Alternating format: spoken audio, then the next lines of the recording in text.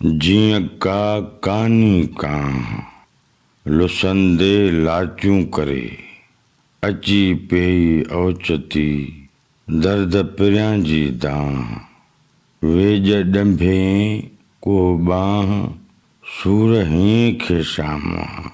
साईं नबी बख्श ख़ान बलोच जे लफ़्ज़नि में हिन बैत जी सम्झाणी हीअं थींदी।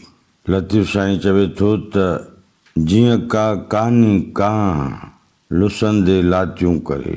लतीफ़ साईं चवे थो त जीअं कांह जो वढियल कानो बाहि जे सेक खाइण खां पोइ नड़ बणिजे थो ऐं मंझांस सुरीलो आवाज़ निकिरंदो आहे, तीअं आशिक़ इश्क जी लहस खाए थो त ओचितो दर्द भरियूं दाहूं करण लॻे थो।